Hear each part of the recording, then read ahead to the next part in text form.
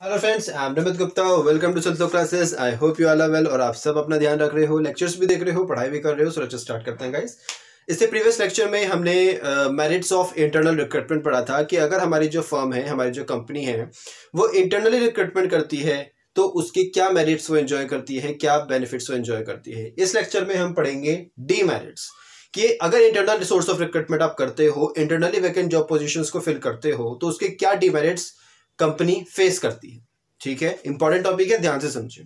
पहला, when vacancies are filled through internally the scope of fresh talent gets reduced.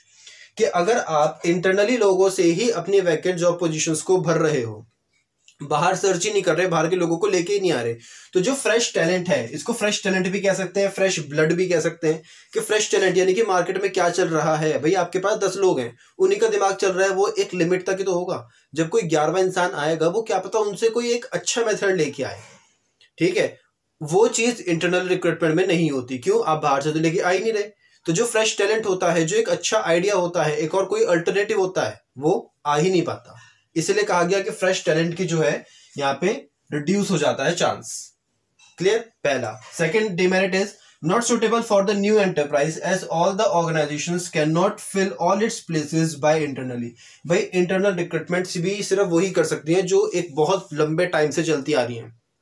ठीक है, जो कोई फ्रेश, कोई नई एंटरप्राइज है, वो नहीं कर सकती है। और दूसरी बात, जितनी भी वैकेंट जॉब पोजीशंस है आपकी कंपनी में इंटरनली, आप उनको इंटरनली नहीं भर सकते, आपको बाहर जाना ही पड़ेगा।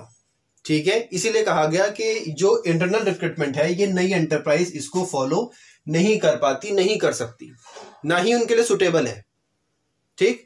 Third is the spirit of competition among the employees gets hampered. अरे भाई, उन्हें पता है कि भाई एक टाइम के बाद हमारा प्रमोशन हो ही जाएगा, तो उनके अंदर जो स्पिरिट ऑफ कंपटीशन है वो तो होने की ही नहीं। उन्हें पता है कि 6 महीने बाद, 1 साल बाद हमारा प्रमोशन हो जाएगा, हमारी सैलरी भी बढ़ जाएगी।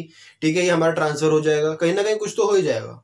तो जो एक स्पिरिट ऑफ कंपटीशन होती है, कुछ एक नया कुछ करने की या कुछ सीखने की एक जुनून होता है, वो तो उनके अंदर रहेगा ही नहीं अगर आप इंटरनल सोर्स ऑफ रिक्रूटमेंट करोगे। उनका भी, उनके लिए भी नुकसानदायक है, आपके लिए भी है। वो कुछ अच्छे से अपने इफेक्टिवली और एफिशिएंटली काम करेंगे ही नहीं। ठीक।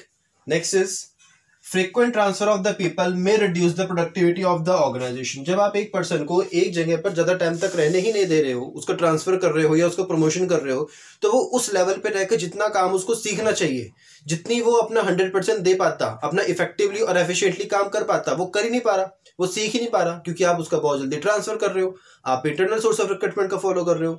इसकी वजह से जो कंपनी के प्रॉफिट्स होते हैं वो भी रिड्यूस होते हैं, और उस पर्सन की जो क्रिएटिविटी स्किल्स होती हैं वो भी रिड्यूस हो जाती हैं। ठीक है।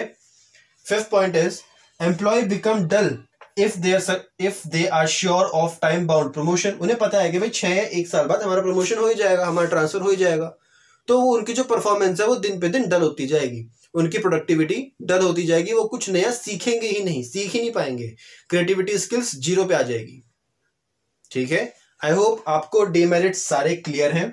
ठीक है, आप अपने भी तरफ से बना सकते हो, इतना क्लियर है, इतना मैं श्योर हूं। ठीक है, कुछ और आपको समझना हो, कोई भी डाउट हो, कोई भी क्वेरी हो, एडिशन कुछ भी पूछना हो, आप कमेंट सेक्शन में मेंशन कर सकते हो, इंस्टाग्राम पे मुझे डीएम कर सकते हो।